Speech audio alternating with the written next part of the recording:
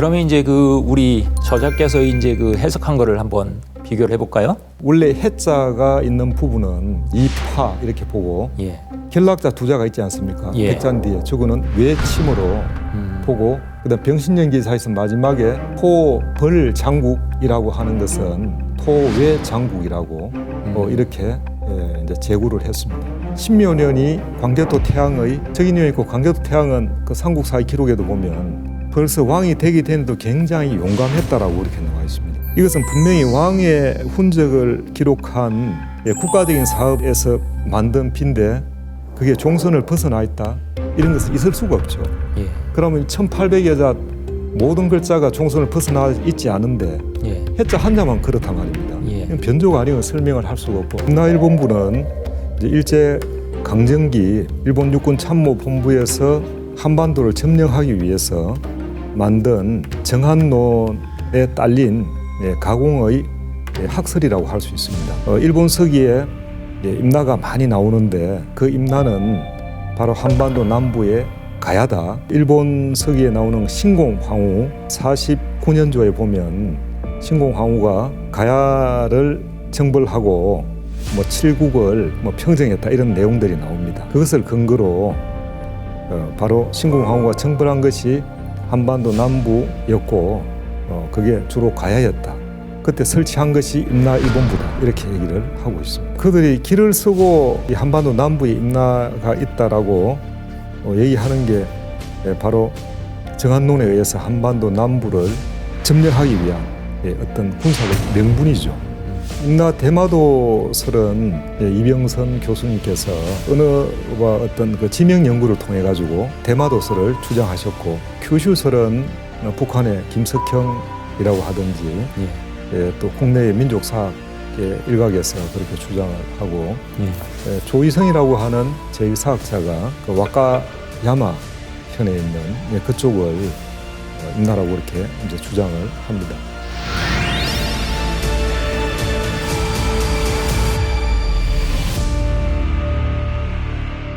임나라고 이렇게 이제 주장을 합니다. 근데 제가 보기에는 다 일리는 있지만 숭신 65년조의 저 기록에 근거해가 보면 저는 북규슈가 맞지 않나 그렇게 생각합니다. 그러면 이제 65년조를 어떻게 해석하셨는지 이 부분에 대해서 좀 저자께서 새롭게 해석을 하셨다고 들었습니다.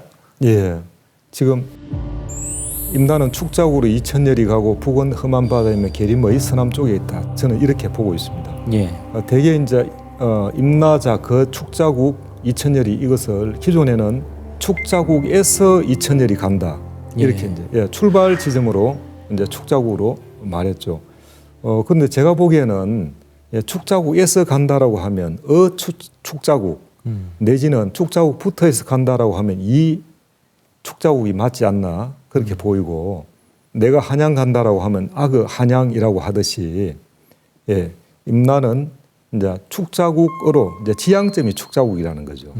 그래서 북큐슈에 보면 그 후쿠오카 인근이 고대의 축자국이라고 알려져 있습니다.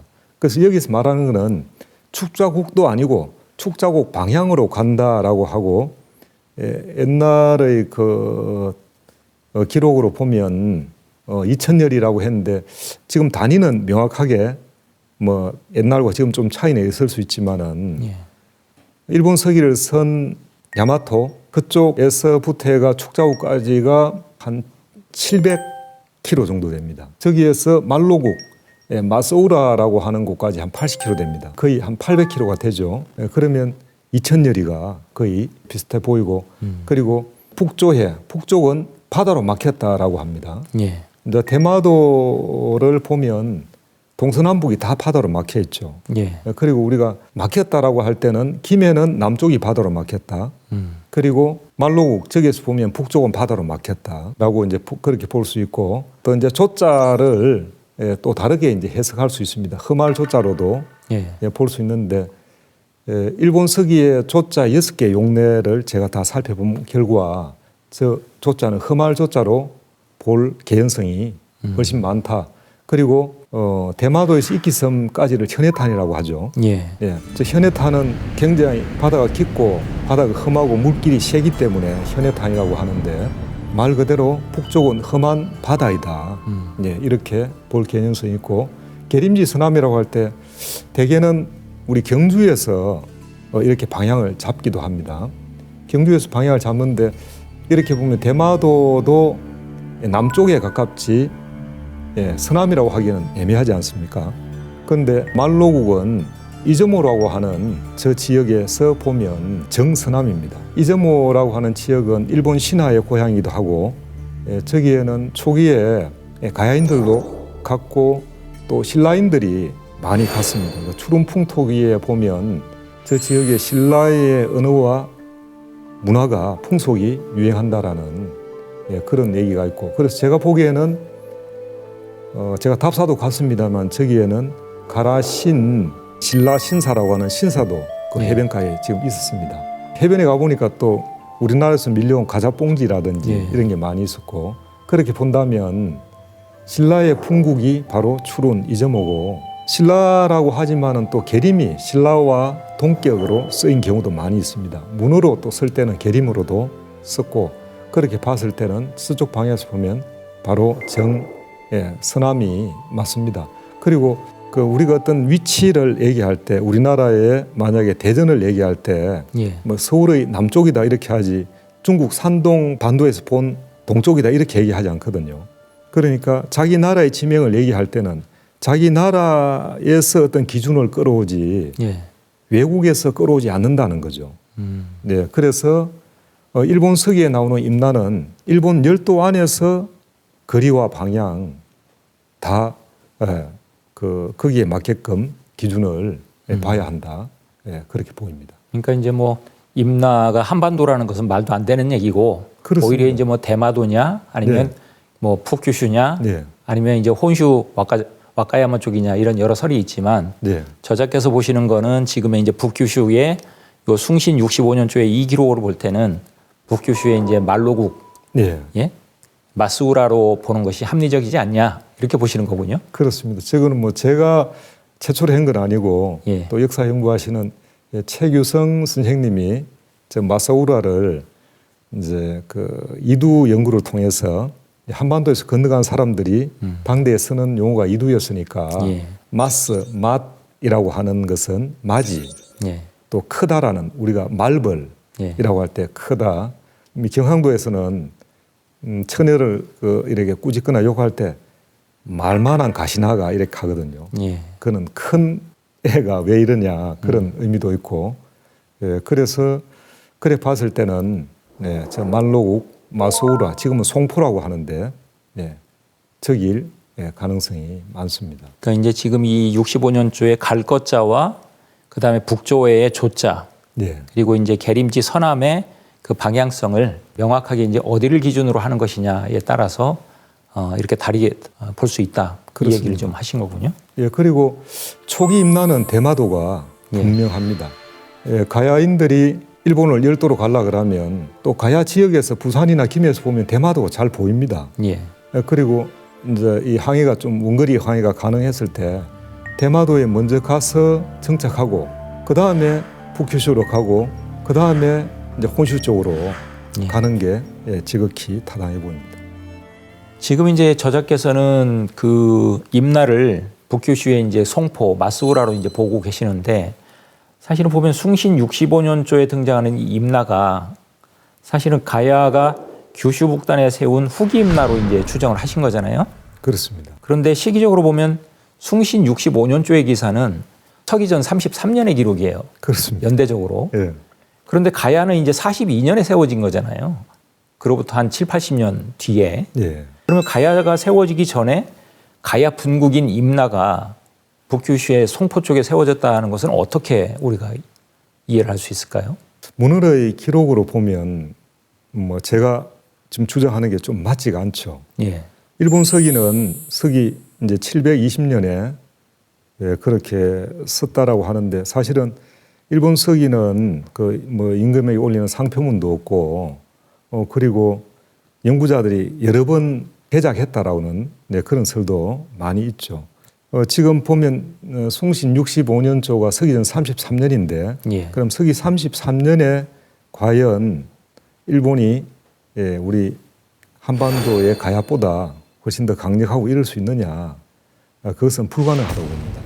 그런데 왜 그렇게 되었나라고 하면 일본은 백제가 망하고 나서 그 일본 서기 편찬자들이 이제 새로운 역사서를 쓸 때 일본의 역사를 굉장히 수백 년 내지는 뭐 천년까지 이제 올렸다고 말합니다. 그래서 우리 한반도의 역사보다 더 오래된 것처럼 그렇게 정통성이 있는 것처럼 꾸미기 위해 사다 보니까 소위 이 편년이 엉망이 돼버린 것이죠. 그래서 제가 보기에는 정기임나라고 하는 대마도 그리고 후기임나라고 하는 북큐슈 그 제가 주장하는 것은 북큐슈의 임나에 대한 저 숭신 65년조인데 저게 오히려 가야보다 더 앞선 기록으로 지금 되지 않습니까? 가야의 pun국이 임난인데 자식이 오히려 부모보다 더 오래됐다라고 하는 것이니까 모순이 되지만 이것은 일본 서기 편찬자들이 여러 번 개작을 통해서 이것을 변조했다. 그리고 구로이타 가스미가 마지막으로 일본 서기에 어떤 편찬을 했다라고 하는데 뭐 저희가 알기로는 대표적인 그 역사 왜곡 식민 사학자지 않습니까? 구로이타 가스미의 손을 거쳤다면 과연 온전했을까? 그리고 제가 보기에는 일본에 남아있는 임나의 기록들이 왜 이리 많이 없어졌는가? 그것은 한반도 임나서를 고착화하기 위해가 일본에 남아있는 임나의 모든 기록들을 없앴다고 봅니다. 그 국가 시책으로 그렇게 했기 때문에 일본 속에 임나가 많이 없지만 그래도 뭐 임나 사연 중에 하나인 모루라든지 이런 것은 아직도 남아 있습니다. 다음은 이제 이 책의 후반부에 실린 진경대사 탑비를 좀 봐야 될 것 같은데 먼저 이제 진경대사라는 분이 어떤 분인지 그 부분에 대해서 좀 설명을 해주시죠. 진경대사는 신라 말의 국사였습니다. 우리 한국 불교사에서는 그 선종구산이라고 유명한 그런 선종사의 역사가 있는데 창원의 복림사지를 여신 또 계산조이시기도 하고 우리 한국 불교사에서는 굉장히 중요한 분이고 또 경명왕의 또 그런 왕사이셨고 또 당대의 백성들한테도 굉장히 존경받는 그런 분인데 뭐 세수 70살에 그렇게 열반을 하시고 그 이후에 경명왕이 직접 이제 이 비문을 찬술했다 그래요. 그 신라 역사 전체를 통틀어도 유일하고 제가 알기로는 뭐 다른 우리 역사에서도 왕이 직접 찬술해준 비문을 아직 잘 모르고 있습니다. 그럼 경명왕께서 직접 비문을 쓰셨다고까지 하셨는데 그럼 이제 진경대사 탑비는 어떻게 세워지게 된 건지 좀 말씀을 해주시죠. 이제 대사께서 돌아가시고 나서 뭐 당시에는 신라가 굉장히 그 혼란스러운 때였습니다. 그때 우리가 알고 있는 후삼국을 얘기할 때 견훤, 뭐 왕건을 얘기하지 않습니까? 견훤이 그 김해 지역 진례까지 쳐들어왔죠. 쳐들어오고 그때 굉장히 위험해져가 또 왕건한테 경미왕이 도움을 요청해가지고 또 극복한 적도 있고 또 왕건이 이제 신흥 세력으로서 막 부상하니까 또 신라의 장군들이 가서 막 여러 명이 항복을 합니다. 그렇게 되고 하니까 경미왕은 굉장히 총명하고 그런 왕이었음에도 불구하고 국운이 뭐 기우는 데는 어찌할 수 없었고 그래서 나라의 기둥 뭐 예를 들어서 신라 초기에 그 원효 의상 같은 그런 정신적인 기둥을 원했는데 그런 역할을 당시 하셨던 것 같아요. 그래서 경미왕이 굉장히 의지하고 또 백성들한테도 굉장히 존경받고 의지하던 분인데 돌아가시고 나니까 너무나 슬펐고 돌아가신 분에 대한 최고의 헌사 내지는 이제 추모, 헌창을 통해서 다시 백성들의 마음을 모으기 위해서 그래 직접 왕이 그 비문을 찬수한 것으로 그렇게 이해하고 있습니다.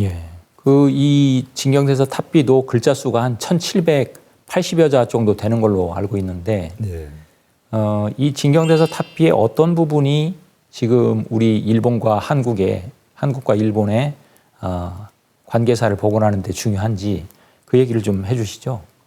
진경대사 이제 탑비에 놓는 그 진경대사의 선조에 대한 얘기가 있습니다. 우리가 보통 누구의 그 행적을 남길 때 출생이 어디에서 했고 그 부모는 누구고 예.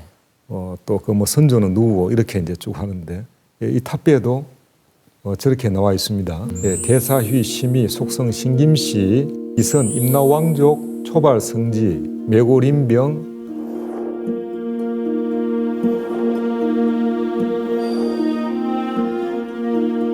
이렇게 쭉 이렇게 나와 있습니다. 그래도 보이듯이 진경대사의 속성 신김씨라고 하는 저 신김씨의 정체가 무엇인가 또 그리고 임나왕족이라고 했는데 저 임나가 과연 또 무엇인가 위치가 어딘가 그런 게 지금 뭐 학계에서는 논쟁이 되고 있습니다. 대사휘 신김씨 속성 신김씨 기선 임나왕족 초발 성지라고 할 때 신김씨와 임나왕족에 대한 풀이를 기존에 이제 여러분들이 하셨습니다. 뭐 서울 금성문 대관에서는 임나왕족 초발 성지가 이렇게 했고 그리고 이병선 교수님은 그 선조는 임나왕족이다 초발의 성지가 역주 한국 고대 금성문에서는 임나의 왕족이요 풀에서 성스러운 가지를 뽑았다. 또 이치관 선생님은 임나의 왕족으로 처음에는 빼어난 왕의 자손이었는데 홍익대 김태식 교수님은 임나의 왕족으로 거친 풀밭에서 성스러운 가지가 빼어났다. 최유성 역사연구관은 그의 선조 임나왕족 초발 성지는 또 동국대 최인식 교수님은 임나의 왕족이요 초발의 성지가 이렇게 이제 다양하게 지금 해석을 하고 있습니다. 그래서 문제는 뭐 임나왕족이라고 하는 부분은 서로 해석의 어떤 그런 이론이 없는데 초발 성지라고 하는 이 넉자의 한자를 어떻게 푸는 것인가 이것을 인명으로 보는 것인가 아니면 풀을 뽑아서 성스러운 가지를 뭐 어떻게 했다 이렇게 동사 형용사로 푸는가에 따라 가지고 이 내용 자체가 완전히 달라집니다.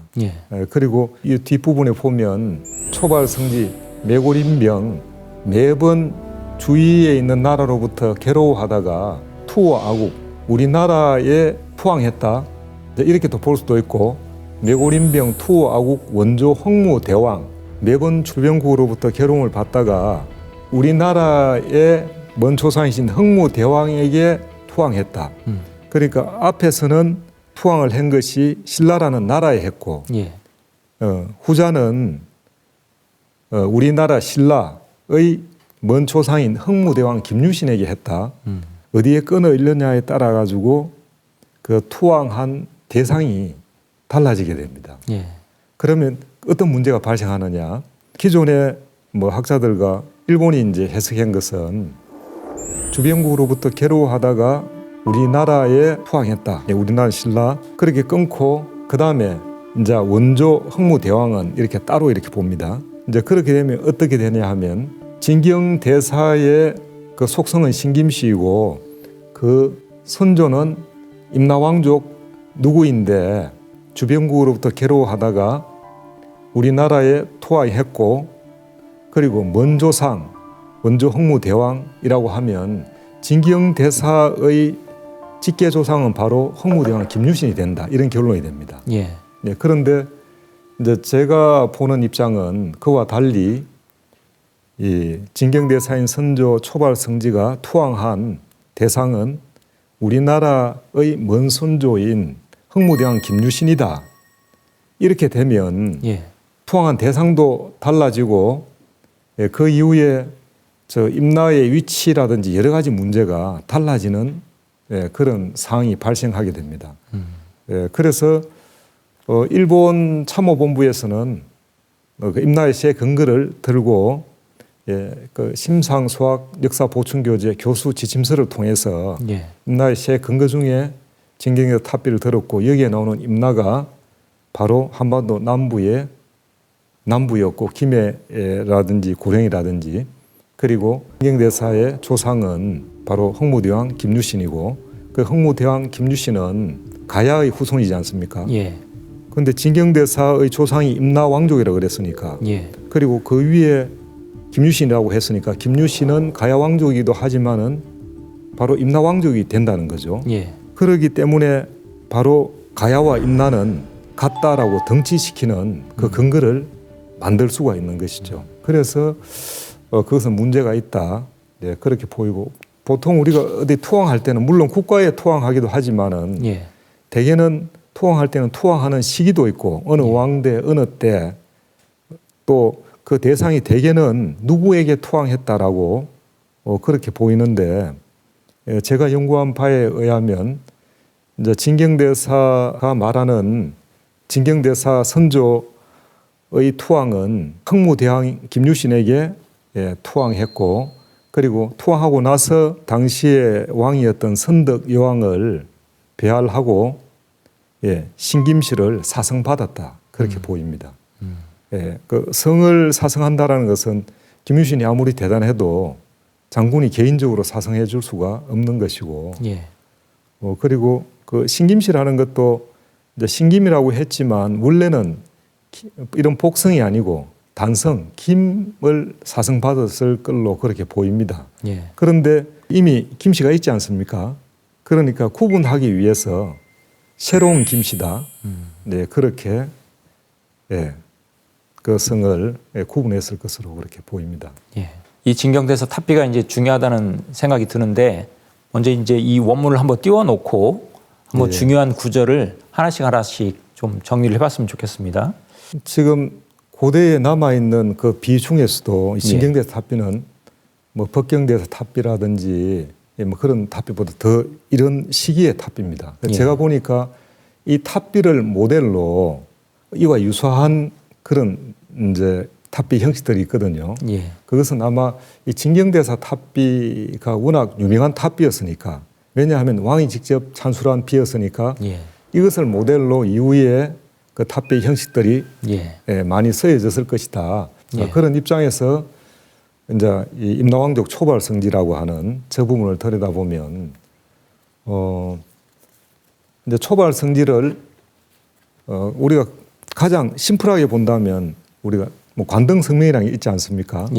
총무국장 뭐 홍길동이라고 하든지 또 충무공 이수신 이렇게 관등과 성명을 붙이듯이 앞에 임나왕족이라고 하는 것은 일종의 그분을 설명하는 관등 내지는 그것이고 그 다음에 바로 이름이 오게 되는 것이죠.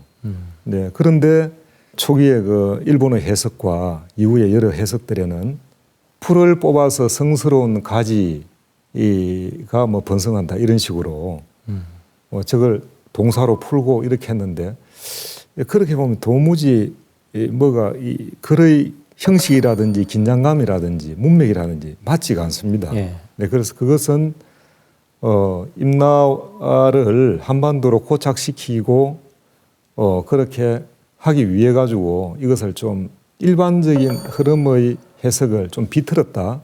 그래 보이고 자 저것은 형용사나 어떤 동사로 보면 되지 않고 초발 성지라는 이름으로 봐야 되는데 이병선 교수는 초발은 대마도에 있는 일종의 지명이다.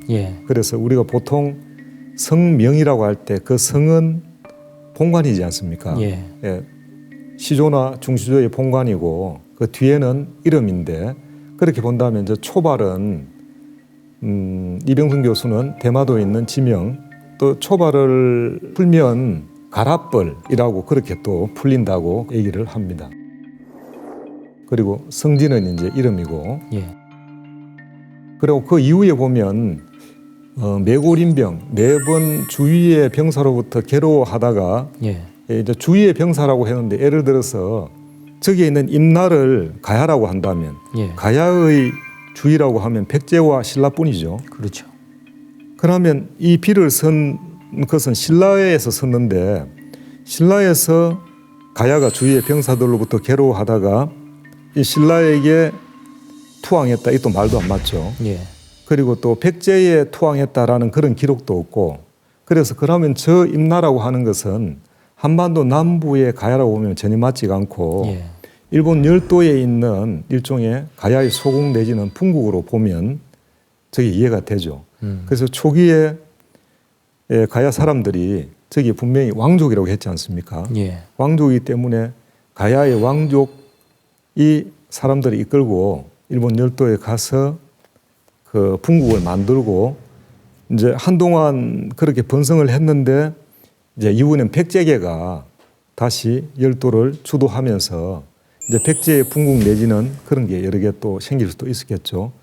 그래서 그 정체성이 가야의 분국인 임나는 백제 내지는 백제의 분국들 이 주위에 둘러싸여서 좀 괴로움을 받을 수 있었다 이거죠. 그래서 그것을 벗어나기 위해서 원래 자기네들의 고향인 이제 이 한반도 그리고 우리가 항복을 할 때 그 항복하는 대상도 중요하지 않습니까? 어떻게 보면 자기를 봐줄 수 있는 후견인 것 같은데 뭐 소위 백도 없고 힘도 없는 사람한테 항복하면 제대로 돌봄을 받지 못하겠죠. 예. 그래서 항복할 때도 이 초발 성지는 나름대로 고민을 했겠죠. 그래서 자기가 원래 김씨였으니까 자기 조상들이 이 한반도에서 왔고 그래서 김씨인 당대의 최고 용장 김유신을 찾아가서 항복을 하고 선덕 여왕 그때 말년쯤인데 김씨를 사성받았다. 그리고 이전에 했던 이 김유신의 김씨와 구분하기 위해서 신김이라고 하지 않았나 그렇게 보입니다. 그러니까 지금 이제 그 임나왕족 초발성지를 제대로 해석하려면 또 앞에 있는 신김씨라는 속성 네. 그 부분하고 연결해서 봐야 된다는 뜻이네요. 네, 그렇습니다. 지금 말씀을 이제 들어보면 기존의 해석대로 초발성지를 어떤 동사나 뭐 그런 쪽으로 해석한다면 굳이 여기 지금 탑 위에 기선 임나왕족 초발성지라는 문구를 넣을 필요가 없을 것 같아요. 그렇습니다. 예. 우리가 탑비를 세운다는 것은 그 당사자도 중요하고 또 그 당사자를 높이기 위해서는 그 조상들도 대단한 사람들이다. 예. 이렇게 해야 되는데 소위 그 조상 이름도 없는 예. 조상을 넣는다. 그리고 그 선 초발성지라고 하는 가까운 조상 이름은 없고 예. 또 먼 조상인 흥무대왕 이름은 뚜렷하게 있다. 이것도 이치에 맞지가 않고 예. 그래서 그 가까운 조상인 초발성지는 분명히 인명으로 봐야 되고 예. 인명으로 보지 않는다 그러면 그 선조가 아무 역할도 없는데 예. 동산의 형사를 보면 그 이름도 없고 역할도 아무것도 없거든요. 근데 굳이 역할도 없는 조상을 비문에 넣어가지고 예. 역할이 없으면 비 안 쓰면 되지. 그렇죠. 예. 그런데 굳이 억지로 넣든지 아니면 뭐 필요 없이 예를 들어서 우리 조상 누가 있었는데 그분은 아무런 역할이 없었다, 무능했다, 뭐 이렇게 쓸 필요가 없잖아요. 또 왕이 그 대사를 추모해서 쓴 추모 비문인데. 그렇습니다. 예. 그래서 이 경명왕의 입장이라고 하는 측면에서 보면 예. 김명은 당시에 굉장히 어려웠던 상황이고, 예.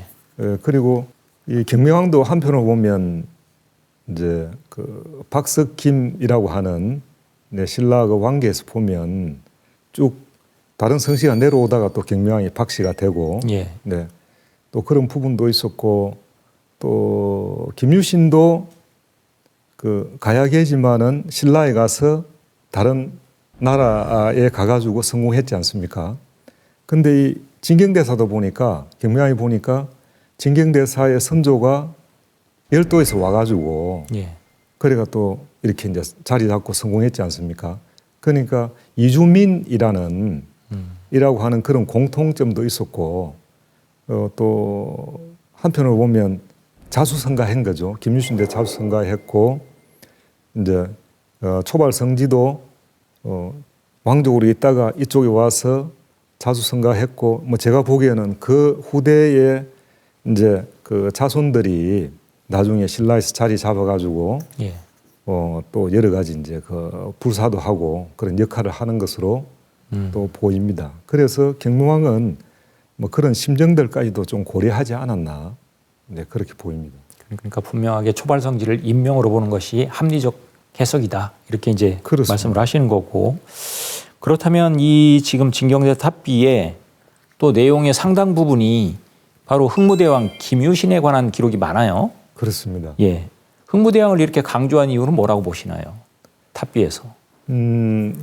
흥무대왕은 신라의 뭐 초특급 스타였죠. 예. 뭐 시간이 한참 지났지만은 흥덕왕 때 내지는 이제 경명왕 때 이 두 가지 설이 있는데 예. 흥무대왕으로 추봉했다, 예. 추정했다라는 그런 얘기가 있지 않습니까?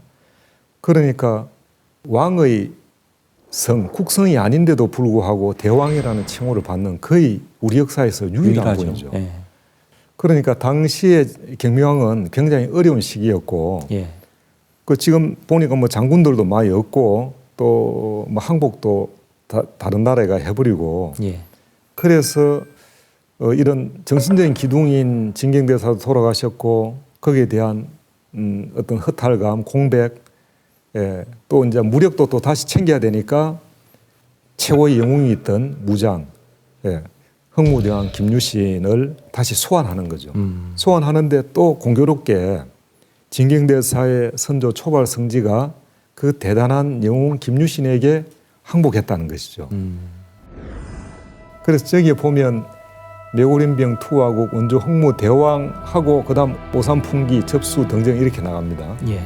그러니까 제가 풀이한 대로 후자 쪽으로 풀이하면 초발 성지는 김유신 흥무대왕에게 항복했다라고 하고 그 다음에 바로 오산풍기 이렇게 나갑니다. 예. 네. 저 내용은 어떤 내용이냐 하면 동일한 문장에서 반복되는 주어와 목적어는 생략하는 경우가 있는데 예. 초발 성지가 김유신에게 항복했다라고 하고 그 다음에는 저 뒤에는 김유신에 대한 흔적이 쭉 이렇게 나옵니다. 예. 그러니까 김유신이 이렇게 대단한 사람이다. 그리고 그 선조는 보통 사람, 뭐 별다른 사람이 아닌 대단한 사람에게 예, 항복을 했다. 그런 인연에 대한 중요성과 그 신라 영웅 김유신을 다시 소환해가 백성들의 마음을 다시 모으는 그런 효과를 노렸던 거죠.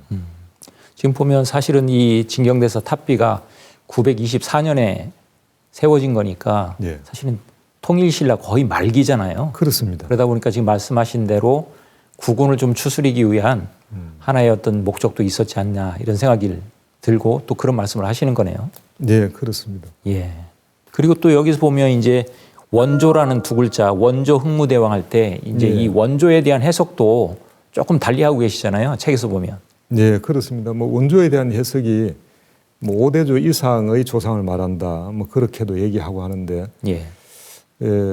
지금은 우리가 뭐 그 성씨를 얘기할 때 친가 쪽으로만 따르죠. 예. 조상을 이래 할 때는 외가 쪽은 언급하지 않습니다만은 이 당시만 해도 친가 외가를 다 같은 조상으로 이렇게 얘기했습니다. 예.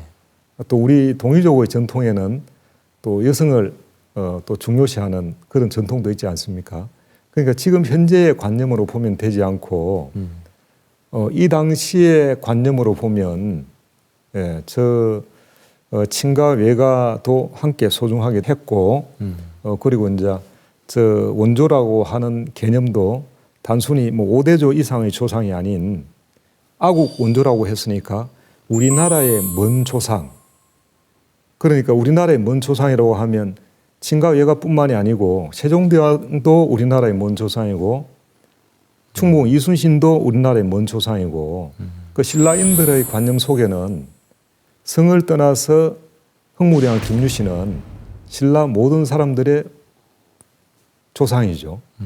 그리고 특히 이제 경명왕 같은 경우는 어쨌든 왕 국성은 아니었지만은 흥무대왕이라고 하는 그 소위 왕의 타이틀을 달았지 않습니까? 예. 그 왕으로 봤어도 선배이기 때문에 그렇게 이제 원조 우리나라의 예, 먼 조상 흥무대왕 예, 이렇게 본 것 같습니다.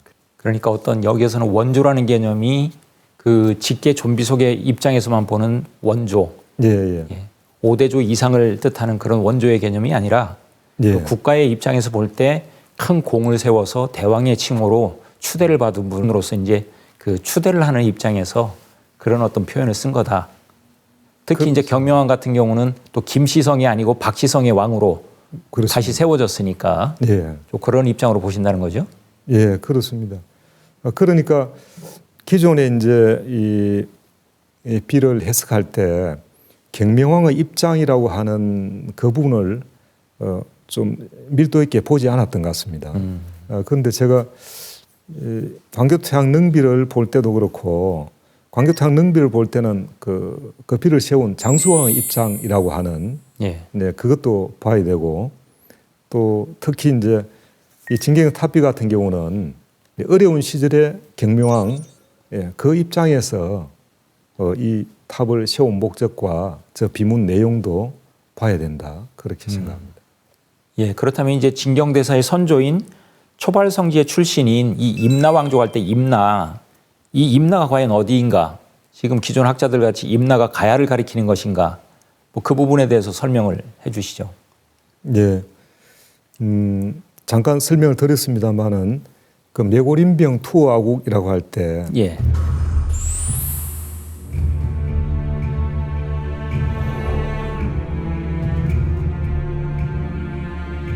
신라의 입장이 지금 이 비를 쓰지 않습니까? 예, 그러면 임나와 가야가 같다 그러면 당시에 가야가 주병국으로부터 괴로움을 받았다 이렇게 얘기하는데 예, 비를 쓰는 신라의 입장에서 그 주병국이 당사자 신라도 될 수가 없고 예, 백제도 이제 될 수가 없는 것이죠. 그렇다 그러면 저때 임나는 일본 열도일 수밖에 없다. 예, 그렇게 이제 보입니다. 예, 그리고 윤내영 교수님이 한국 열국사 연구라는 책에서 보면 이 초발을 예. 가야벌이라고 이렇게 이제 하고 있습니다. 이 초자가 가야로도 이렇게 풀이 된다. 예, 그리고 우리가 발, 벌 이것은 서로 음이 넘나들죠. 예, 그리고 이병선 교수님은 이제 사이버러 그 대마도에 있는 자호를 예. 사이버러라고 하는데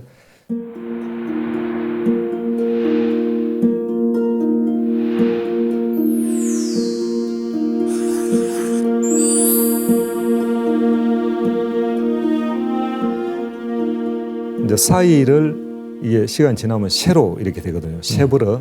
그러면 세벌어가 세벌로 이렇게 됩니다. 그러니까 세벌은 새 땅. 예, 예. 그 새 땅은 반도에서 보면 일본 열도는 새 땅이 되는 거죠. 예, 네. 이제 그렇게 풀이 될 수 있습니다. 예. 지금까지 이제 광개토 태왕능비와 진경대사 탑비를 통해서 등장하는 이제 임나가라, 또 임나 왕족으로 나오는 임나가 각각 이제 다른 곳으로 추정이 이렇게 되는 거네요. 저자 예. 입장에서는. 네, 그렇습니다. 예, 광교토 태양능비에 나오는 임나가라에 예, 이제 이 임나는 이제 정기 임나인 대마도일 것이다. 광교토 태양이 대마도의 임나가라를 치고 예. 그 경자년에 보면 예, 그리고 본토인 일본 열도까지 갔을 걸로 이제 그렇게 보고 있고 예, 이제 탑비에 나오는 임나 왕족의 임나 이것은 이제 후기 임나인 북큐슈로 예, 이렇게 이제 추정을 합니다. 공교롭게 일본 서기에 보면 임나가 마지막으로 나오는 게 효덕 천황 2년 서기 646년입니다. 예, 그런데 646년이 김유신 장군이 이제 51세 정도 되는 그런 해입니다. 김유신 장군이 50세 전후회가 굉장한 그 맹렬한 그런 활동을 하거든요. 예, 대외로 뭐 전쟁에서 백전백승을 하고 굉장히 활발하게 그 전투를 치룰 그때인데 그때 646년 이후에 나오지 않지 않습니까? 예, 그러면 그때 이 초발 성지가 거기에 있는 주요한 사람들을 데리고 김유신에게 항복했다 이렇게 보입니다. 그렇기 때문에 그 이후에는 이제 일본의 기록에서는 임나가 지워지고 또 거기에 소국이 있었다 하더라도 그 주요 집행부가 이미 떠나버렸지 않습니까? 그러면 남아있던 사람들도 그 정체성을 버려야 되는 거죠. 그래서 흡수돼서 가능성이 많고 또 한편으로 보면 배신자로 이제 낙인 찍히니까 그래서 이후에는 임나의 기록이 많이 약해졌을 것이다. 그런데 그 이후에 한 이제 720년 경에 한 70여 년 지나서 일본 서기를 편찬할 때 그래도 어딘가는 임나의 얘기가 들리니까 이 편찬자들이 임나를 기록해야 되는데 지금은 뭐 70년이 그리 길지 않은 시간 같지만 옛날에는 벌써 한 2세대가 이렇게 바뀌는 시간이고 예.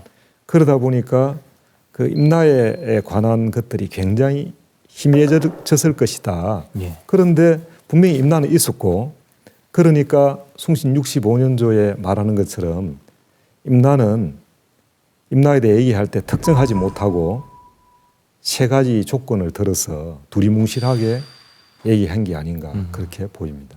오늘 이제 능비와 탑비에 대한 새로운 해석을 통해서 고구려, 백제, 신라 그리고 가야와 일본 열도와의 어떤 정치적 관계를 확인해 볼 수 있는 그런 소중한 시간이 된 것 같은데 끝으로 수행자로서 이제 특히 역사학을 하는 학자들에게 한 말씀을 좀 정리 차원에서 해주신다면 어떤 얘기를 해주시겠습니까? 뭐 제가 출간했지만 날 때부터 스님이 아니었습니다. 예.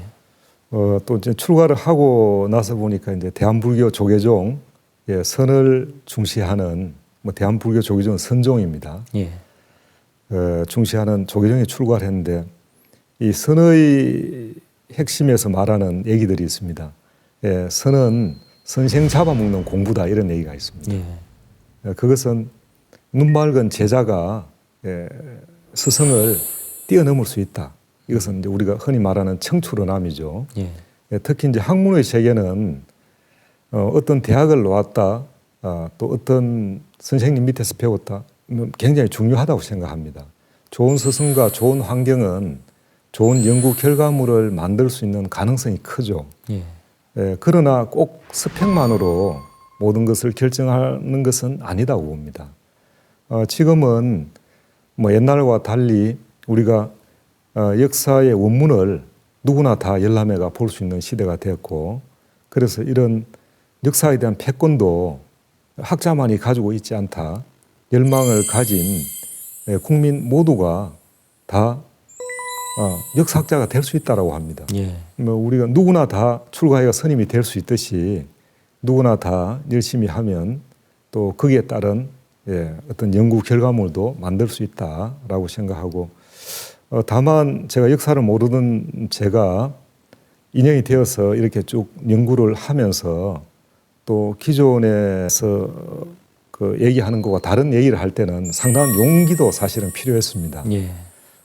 소중히 항상 하고 있습니다. 그리고 또 역사 바로 세우기는 또 특히 이제 광교도 태양 능비나 이런 부분은 또 제가 본 저만의 그런 또 식견이 있다 보니 이건 또 누가 대신 해줄 수가 없지 않습니까?